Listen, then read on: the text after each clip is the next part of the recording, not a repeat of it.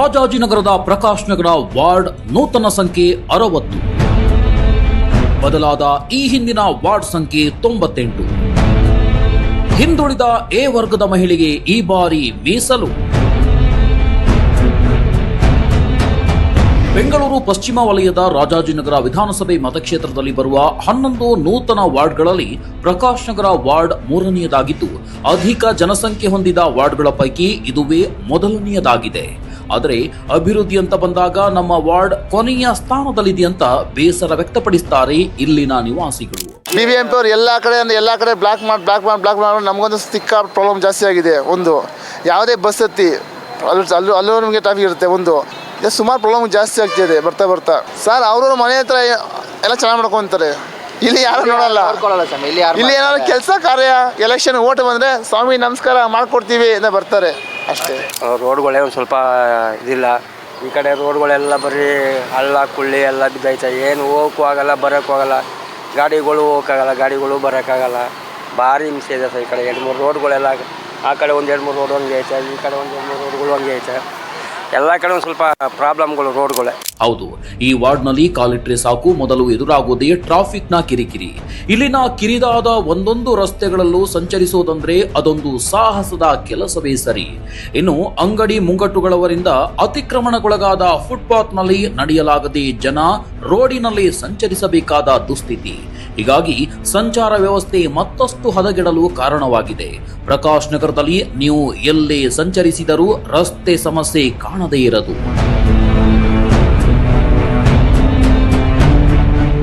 ನಾವು ನೋಡ್ದಂಗೆ ನಾಯಿಗಳ ಕಾಟ ಸ್ವಲ್ಪ ಜಾಸ್ತಿ ಇದೆ, ರೋಡ್ಗಳ ಪ್ರಾಬ್ಲಮ್ ಜಾಸ್ತಿ ಇದೆ. ಕಸದ್ದು ತುಂಬ ಅಲ್ಲಲ್ಲಿ ಹಾಕ್ತಾರೆ, ಬಿಸಾಕ್ತಾರೆ. ರೋಡೇ ಮೈನ್. ಅಲ್ಲ ದಿಣ್ಣೆ ಓಡಾಡೋಕ್ಕಾಗಲ್ಲ, ಗಾಡಿಗಳು ತುಂಬ ತೊಂದರೆ ಆಗುತ್ತೆ. ಅದೊಂದೇ ತೊಂದರೆ, ಬೇರೆ ಏನಿಲ್ಲ.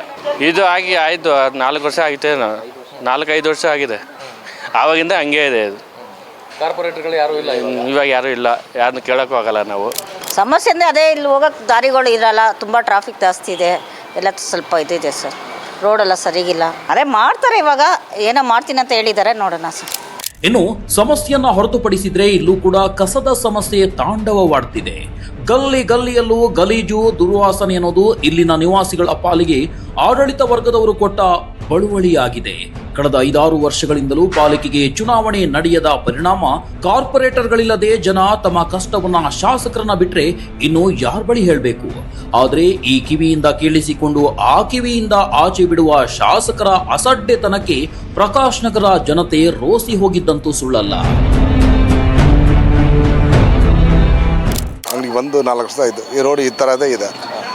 ಇನ್ನು ಏನು ಇಂಪ್ರೂವ್ಮೆಂಟ್ ಯಾವುದೂ ಇಲ್ಲ, ಅದೇ ಪ್ರಾಬ್ಲಮ್. ಇವಾಗ ನಾವೇ ಮಾಡ್ತಾಯಿದ್ದೀವಿ. ಫುಲ್ ನೀರು ಅವತ್ತೊಂದು JCB ಮಾಡಿದ್ದಾರೆ, ಎಲ್ಲ ಕ್ಲೀನ್ ಮಾಡಿಟ್ಟು ಹೋಗಿದ್ದಾರೆ. ಆಯಿತು, 2 ತಿಂಗಳಾಯಿತು.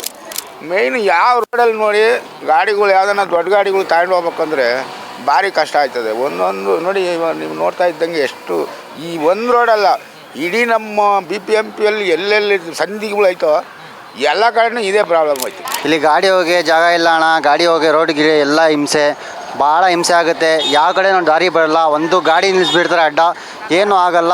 ಬರೀ ಅವು ಎಲ್ಲೋದ್ರೂ ಫುಲ್ ಟ್ರಾಫಿಕ್, ಎಲ್ಲ ಕಡೆ ಟ್ರಾಫಿಕ್ ಸರ್. ನಮಗೆ ಬೇಜಾರಾಗಿಬಿಟ್ಟಿದೆ ಗಾಡಿ ಓಡಿಸೋಕ್ಕೆ, ಗಾಡಿನೇ ಬಿಟ್ಬಿಟ್ಟು ಹೋಗ್ಬಿಡ ಅಂತ. ಪ್ರಕಾಶ್ ನಗರ ವಾರ್ಡ್ನಲ್ಲಿ 35,000ಕ್ಕೂ ಅಧಿಕ ಮತದಾರರಿದ್ದಾರೆ. 18,641 ಪುರುಷ ಹಾಗೂ 16,824 ಮಂದಿ ಮಹಿಳಾ ಮತದಾರರನ್ನ ಹೊಂದಿರೋ ಪ್ರಕಾಶ್ ನಗರ ಮೂಲಭೂತ ಸೌಕರ್ಯಗಳ ಕೊರತೆಯನ್ನ ಎದುರಿಸುತ್ತಿದೆ. ಸುಗಮ ಆಡಳಿತದ ದೃಷ್ಟಿಯಿಂದ BBMP ವಿಭಜನೆಯಾಗಿ 5 ಪಾಲಿಕೆಗಳಾದ ಮೇಲೆ GBA ಅಸ್ತಿತ್ವಕ್ಕೆ ಬಂದಿರೋದು ಬೆಂಗಳೂರಿನ ಬಹುತೇಕರಿಗೆ ತಿಳಿದ ವಿಚಾರವೇ. ಆದರೆ ಪ್ರಕಾಶ್ ನಗರದ ನಿವಾಸಿಗಳು ಮಾತ್ರ GBAದಿಂದಲಾದ್ರೂ ನಮ್ಮ ಸಮಸ್ಯೆಗಳಿಗೆ ಮುಕ್ತಿ ಅನ್ನೋದು ಸಿಗುತ್ತಾ ಅಂತ ಕೇಳುವಂತಾಗಿದೆ. ಅದಕ್ಕೆ ಕಾರಣ ರಾಜಾಜಿನಗರ ಶಾಸಕರ ನಿಷ್ಕಾಳಜಿ. ಜನರ ಕೈಗೆ ಸಿಗದ ಮತ್ತು ಜನರ ಸಮಸ್ಯೆಗಳಿಗೆ ತ್ವರಿತವಾಗಿ ಸ್ಪಂದಿಸದಂತಹ ಜನಪ್ರತಿನಿಧಿ ಯಾರೇ ಆಗಿದ್ರೂ ಪ್ರಯೋಜನವಿಲ್ಲ. ಪ್ರಕಾಶ್ ನಗರ ವಾರ್ಡ್ನ ಜನತೆ ಇಲ್ಲಿನ ಶಾಸಕರು ಮತ್ತು ಮಾಜಿ ಸಚಿವರೂ ಆದ ಎಸ್ ಸುರೇಶ್ ಕುಮಾರ್ ಅವರ ಬಗ್ಗೆ ತೀವ್ರ ಅಸಮಾಧಾನವನ್ನ ವ್ಯಕ್ತಪಡಿಸುತ್ತಾರೆ. ಜೊತೆಗೆ ಈ ಹಿಂದಿನ BBMP ಕಾರ್ಪೊರೇಟರ್ ಮತ್ತು ಮೇಯರ್ ಆಗಿಯೂ ಕಾರ್ಯನಿರ್ವಹಿಸಿದ G ಪದ್ಮಾವತಿ ಅವರನ್ನ ಹಲವರು ಇಂದಿಗೂ ಸ್ಮರಿಸುತ್ತಾರೆ. ಕಡೆ ಮಗ ಯಾವ ಮನೆಯಲ್ಲಿ ಯಾವ ವ್ಯಕ್ತಿ ಆದರೂ ಸರ್, ಪದ್ಮಾವತಿ ಅವರೇ ಈ ಥರ 1 ನಿಮಿಷ ಬರ್ಬೇಕು ಈ ಥರ ಅಂತ 2ನೇ ನಿಮಿಷ ಅವ್ರ ಮನೆ ಹತ್ರ ಬಂದು ನಿಲ್ಲೋರು ಸರ್ ಪದ್ಮಾವತಿ. ಯಾವ ಮನೆ ಪ್ರಕಾಶನ ಫುಲ್ ಆಗಿದೆ ಸರ್. 4 ಗಂಟೆಗೆ ಬೆಳಗಿನ ಜಾವ ಬಂದು ನೀರು ಬರ್ತಾ ಇದ್ದ ಇಲ್ವಾ ಅಂತ ಪ್ರತಿಯೊಂದು ಕೇಳಿ ಮನೆಗೆ ಏನು ಪ್ರಾಬ್ಲಮ್ ಆಗಿದೆ ಅಂತ ಎಲ್ಲ ಕೇಳ್ತಾ ಇದ್ರು. ಮೇನ್ ರೋಡ್ಗಿಂತನೂ ಚಿಕ್ಕ ರೋಡಲ್ಲಿ ಜನ ಓಡಾಡೋದೇ ಕಷ್ಟ ಅಲ್ವಾ. ಜನ ಅಲ್ಲಿ ರಿಕ್ವೈರ್ಮೆಂಟ್ ಎಲ್ಲಿರುತ್ತೆ ಅಲ್ಲಿ ಸ್ವಲ್ಪ ಬೇಗ ರಿಪೇರಿ ಆದರೆ ದಿನ ಮಕ್ಕಳು ಬೀಳ್ತಾರೆ, ಯೂನಿಫಾರ್ಮ್ ಹಾಕ್ಕೊಂಡು ಹೋಗ್ತಾ ಇರ್ತಾರೆ. ವಯಸ್ಸಾದವರಂತೂ ಜಾರಿ ಬಿಡದೆ ಬೀಳ್ತಾರೆ. ಆದರೆ ಈ ಹಿಂದೆ ವಿಧಾನಸಭೆ ಚುನಾವಣೆಯಲ್ಲಿ ಕಾಂಗ್ರೆಸ್ ಅಭ್ಯರ್ಥಿಯಾಗಿ ಸ್ಪರ್ಧಿಸಿ ಸೋಲುಂಡ ಮಾಜಿ ಮೇಯರ್ ಪದ್ಮಾವತಿ ಅವರು ಈ ಬಾರಿಯೂ ಕೌನ್ಸಿಲ್ ಚುನಾವಣೆ ನಿಲ್ಲೋದಿಲ್ಲ ಎಂದಿದ್ದಾರೆ. ಇನ್ನು ಪ್ರಕಾಶ್ ನಗರದ ಬಿಜೆಪಿಯ ಮಾಜಿ ಕಾರ್ಪೊರೇಟರ್ ಅವರು ಹೆಸರು ಹೇಳಿ ಬರುತ್ತಿದ್ರು, ಅವರ ಬಗ್ಗೆ ಇನ್ನೂ ಮೌನ ಮುರಿದಿಲ್ಲ. ಅದೇನೇ ಇರಲಿ, ಕಾರ್ಪೊರೇಟರ್ ಆಗಿಯೂ ಯಾರೇ ಬರಲಿ ಮೂಲಭೂತ ಸೌಕರ್ಯಗಳ ಕೊರತೆಯಿಂದ ನಲುಗುತ್ತಿರೋ ಪ್ರಕಾಶ್ ನಗರದ ಸಮಸ್ಯೆಗಳನ್ನ ನಿವಾರಿಸಬೇಕು. ಈ ಮೂಲಕ ಪ್ರಕಾಶ್ ನಗರ ಮತ್ತೆ ಪ್ರಕಾಶಮಾನವಾಗಬೇಕು ಅನ್ನೋದು ಇಲ್ಲಿನ ನಿವಾಸಿಗಳ ಸದಾಶಯ.